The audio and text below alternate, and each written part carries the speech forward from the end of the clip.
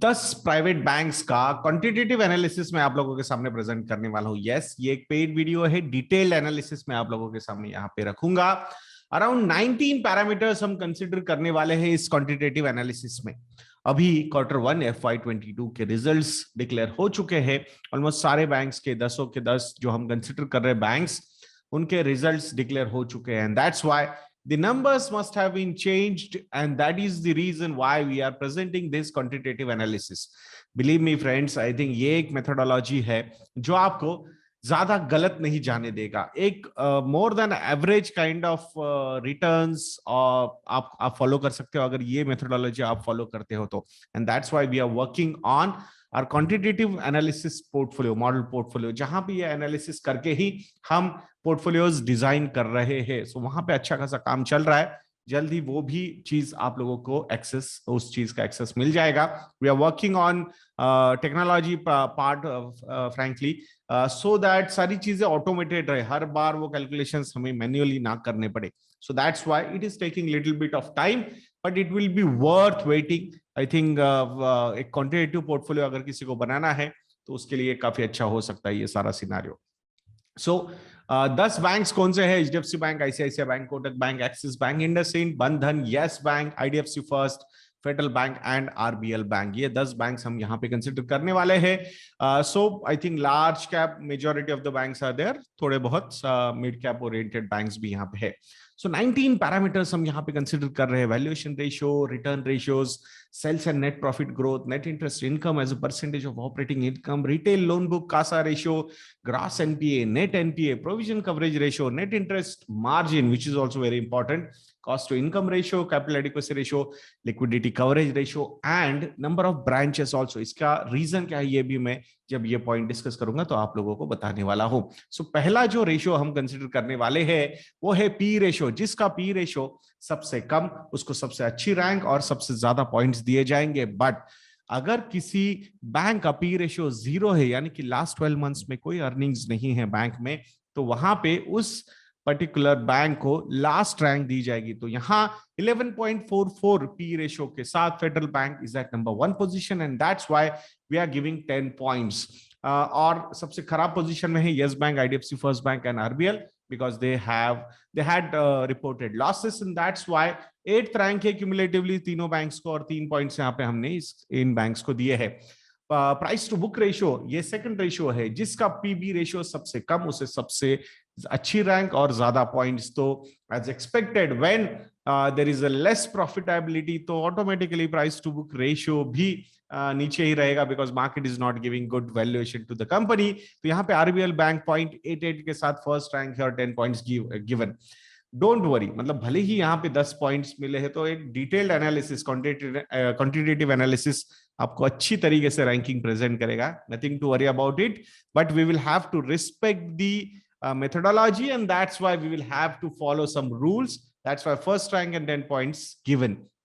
ROE, return on equity के बारे में अगर हम बात करते हैं, जिसका ROE ज्यादा, सबसे ज्यादा, यानी कि net income divided by share holders equity, ये सबसे ज्यादा शेयर होल्डर्स को ज्यादा मतलब रिटर्न्स दे रहे हैं, ऐसी कौन सी कंपनी है? तो वो है HDFC बैंक 16.6% के साथ first rank and 10 points given.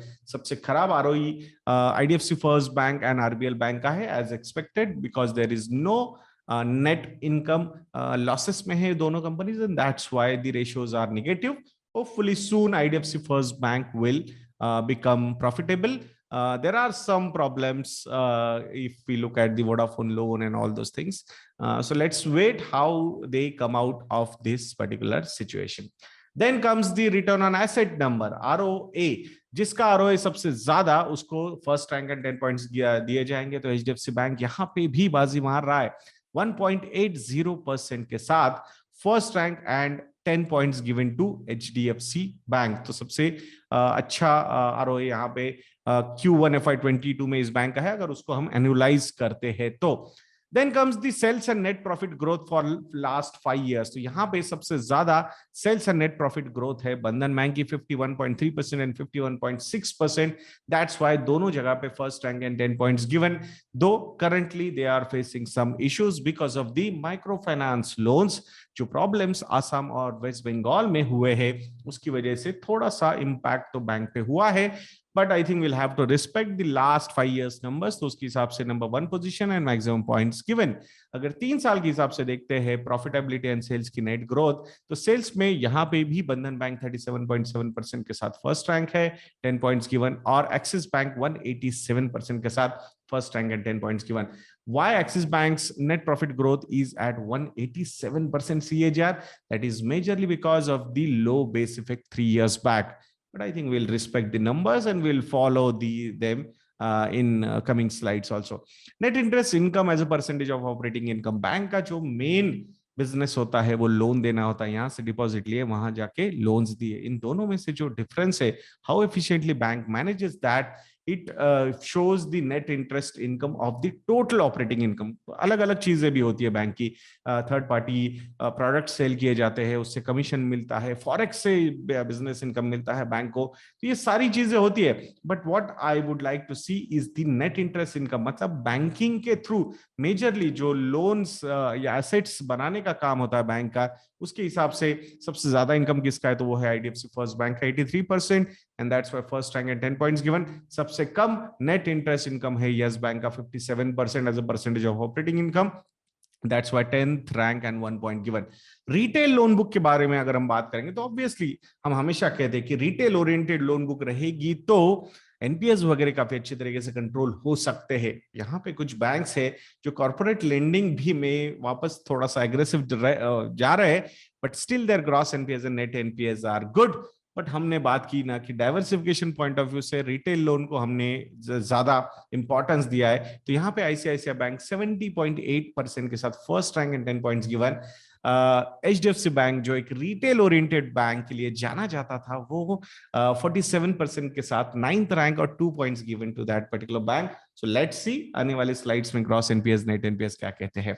Kasa ratio के बारे में अगर हम बात करेंगे तो ऑब्वियसली सस्ते डिपॉजिट्स होते हैं, करंट अकाउंट पे कुछ पैसा देना नहीं पड़ता, सेविंग्स अकाउंट पे now the interest rates have gone down तो दे आर पेइंग लेस। तो ये सस्ते डिपॉजिट्स किसके पास सबसे ज्यादा है, तो 60.2% का कासा रेशियो है कोटक महिंद्रा बैंक का, first rank and 10 points given. Last quarter में इट वाज एट अराउंड 60.4%, सो 0.2% से या फिर 20 बेसिस पॉइंट्स ये नंबर नीचे आया है, but nothing to worry about it.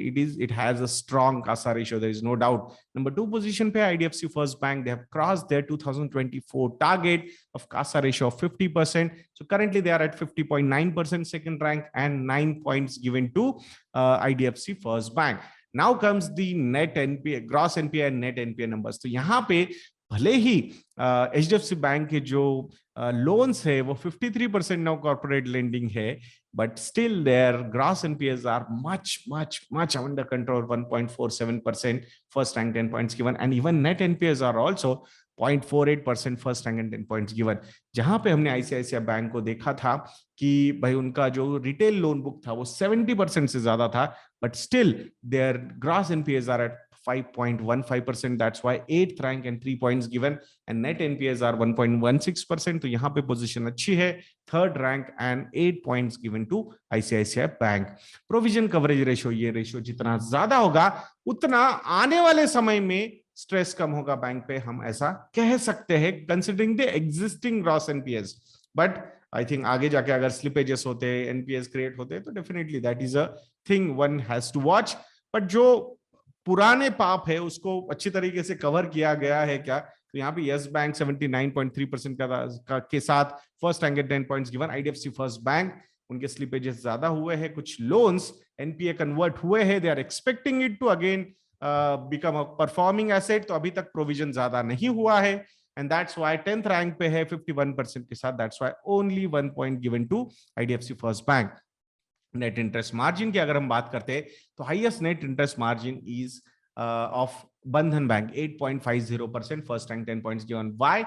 Majorly because they have a good amount of exposure towards microfinance loans, and in microfinance loans the loan interest rates are very high, but the cost of deposits or the deposit interest which they are paying is much lower, and that's why the difference is huge for Bandhan Bank, which is at 8.5%.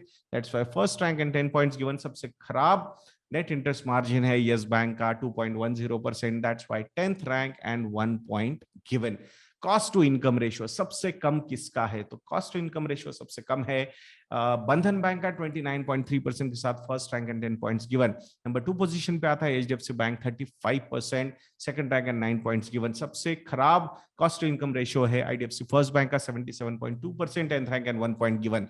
But why? The reason behind this high cost to income ratio is because they are adding new branches and the first जब वो नई branches add करते हैं तो वहां पे income या profitable वो बैंक काफी समय के बाद होती है, and that's why the cost to income ratio is high.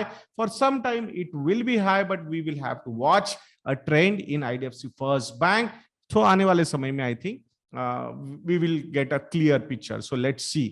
Capital adequacy ratio जितना ज्यादा उतना कंजर्वेटिव अप्रोच बैंक का हमें समझ में आएगा, या फिर the bank wants to have a war chest. तो यहां सबसे ज्यादा है बंधन बैंक का 24.8%, which is required also because of their micro finance loan book, और थोड़ा उसमें because of the second covid wave problems नजर आ रहे हैं, and that's why bank is trying to maintain little high capital adequacy ratio.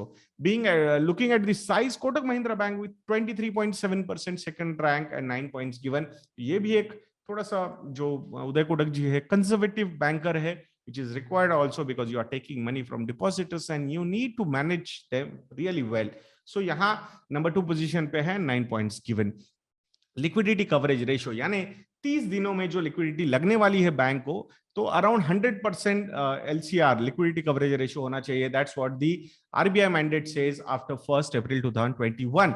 यहां सबसे ज्यादा लिक्विडिटी कवरेज रेशियो है 200% का, वो है फेडरल बैंक का first rank and 10 points given, और सबसे कम है 115%, which is more than RBI requirement. Axis Bank का है 10th rank and 1 point given to Axis Bank. Franchise यानी कि नंबर ऑफ ब्रांचेस सबसे ज्यादा किसके हैं?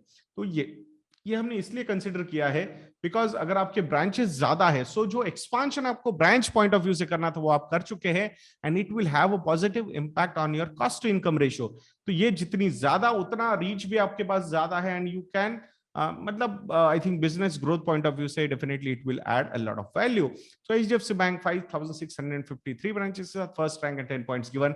सबसे कम है 435 branches, RBL Bank 10th rank and 1 point given. तो ये सारा नंबर्स का एनालिसिस करने के बाद who is at number 1 position? तो यहाँ पे फिर से एक बार HDFC Bank is at number 1 position, Kotak Mahindra bank is at number 2 position with 125 points, and number 3 position पे है आईसीआईसीआई बैंक 122 पॉइंट्स। तो मैं आशा करता हूं कि ये वीडियो आपको अच्छा लगा होगा। आप हमारे एग्जिस्टिंग स्टॉकोमीटर प्लस के सब्सक्राइबर हो, if you want to upgrade your subscription to model portfolios, you will get good additional discounts. So please contact our relationship cell. We'll be more than happy to offer you good discounts for our existing subscribers. मैं आशा करूंगा आप जरूर हमें call करेंगे। तो ऐसे videos के लिए चैनल पे बने रहिए और नेक्स्ट वीडियो तक के लिए मुझे आज्ञा दीजिए दोस्तों। जय हिंद।